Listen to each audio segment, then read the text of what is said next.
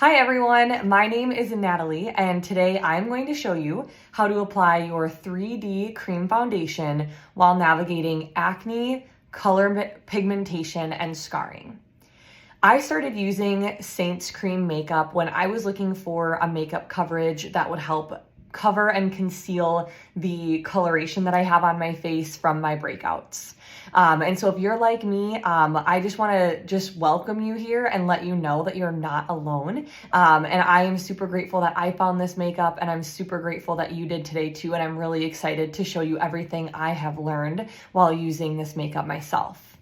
One of the things that I just want to start off by talking before I start showing you everything that I do is I just want to talk about like expectations with makeup.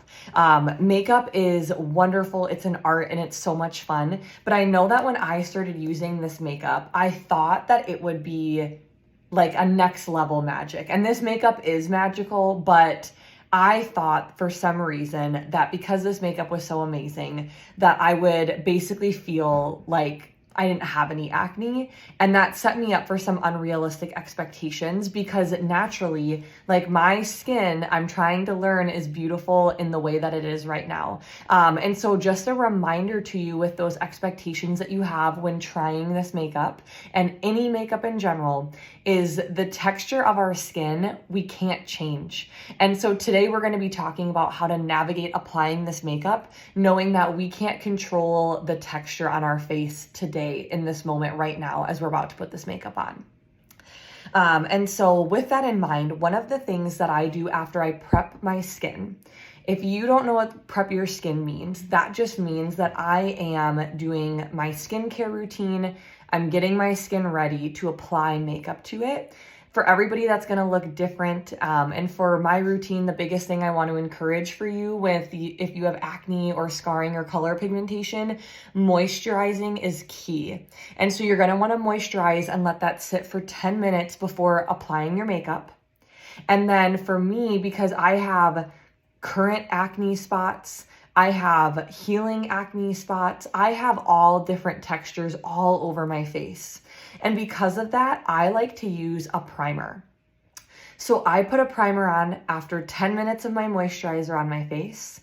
And then I went ahead and put the primer on and let that sit for another 10 minutes as well. And now I'm ready to apply my makeup here. 3D foundation is meant to be one layer, but the beautiful part is makeup is what we want it to be. And so today I'm going to show you a couple of different things, and that might include using more than one layer of makeup, but I'm going to show you how to do that without feeling cakey or like you have so much makeup on your face.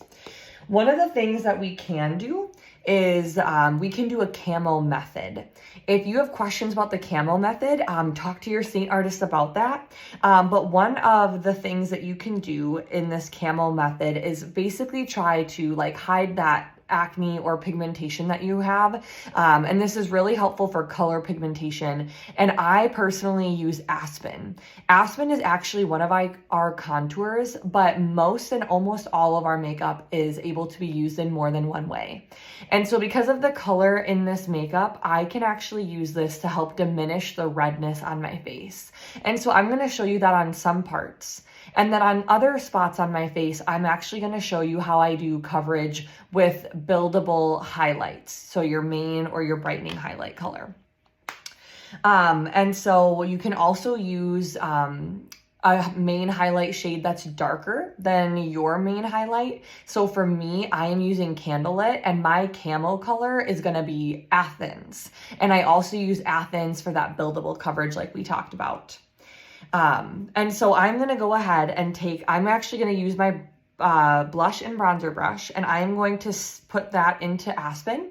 And on this side of my face, more down here, I'm going to show you how this helps get rid of that coloration. And so I am just buffing and stippling this on. I recommend when you are doing acne concealing color pigmentation that you would stipple, which means to like bounce and press versus blending. You'll notice today the whole time I'm going to stipple, I will not be blending back and forth because it smears the multi-layers that I'm going to be adding on today. And so you can see that that automatically like helped diminish some of that redness. And I'm even going to go over here, and it just takes that redness down a notch. Okay, and so that's what I'm going to do on this side of my face to show you that. And now I'm going to go ahead here quick. And because this makeup is so quick and easy, I am going to apply this, my contour and everything right with you all today and show you like live how you're going to do this makeup. And I am applying my makeup right now as if I didn't have any acne. And so I just went ahead and applied my contour. And I'm going to let it sit. I'm not going to buff it in right away. I'm going to let it warm up to my face here. I'm going to go ahead and apply my brightening highlight where my brightening highlight goes. This is all personal preference, of course. You can do that a little different. I'm going to put my main highlight shade wherever I don't have any makeup right now because I'm done with the rest of it. And right now I'm just kind of spotting and dabbing it on where I want it to go. I'm not blending it in quite yet. I'm letting it warm up to my skin tone. I find this to be really helpful, especially when I have dry spots from scars that are healing, from places that I may have like picked at or had my skin break. It's really helpful to have the makeup warm up to my skin tone, so that it can blend easier. And that primer really helps because when I have more than one texture on my face, like I do, it makes one texture for the makeup to stick to, versus like having to navigate all of those different textures. And so I'm just gonna blend this out really quickly, and then I'm gonna show you, number one, how much coverage I have. And this is a medium coverage. I am not using a full coverage brush right now. And so you can use the buff brush to achieve full coverage. I'm using the blush and bronzer brush right now. And I even take it all the way down my neck just to even things out. And now that I've let everything, like I've stippled on all the makeup, and I'm going to go ahead and blend that contour here. Now I'm going to put my blush on. And the reason I'm showing you this is because I'm going to do something with that buildable coverage once I get this on. And so you can see like I have buildable coverage on top of my acne spots that were over here. And now I'm going to go ahead and take this smudge brush. This is nice and dense. And I'm going to put this into Athens, which is my camel color. And I am going to just dab right on to my acne. And I'm going to press it into the skin. I'm doing this over any scarring that stands out to me, any like active breakouts, any place on my skin that I think is like standing out a little bit more and calling for attention is kind of how I like to say it. And one thing too to keep in mind is you are going to want to consider to avoid touching your face. And what I mean by that is throughout the day, I work at a desk. And I am so guilty of leaning onto my hand.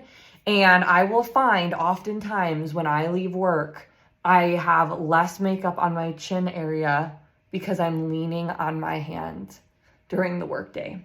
And so I would definitely recommend avoiding that. And now I have all this makeup on, and I'm going to go ahead and take this here. Make sure I'm not missing any spots. And now I did all that spot treatment for that buildable coverage.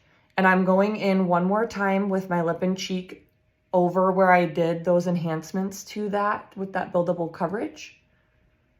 And that's it. This is the whole look. And so if you have any questions, make sure to ask your artist. But today I showed you about the camel method. I showed you how to do buildable coverage.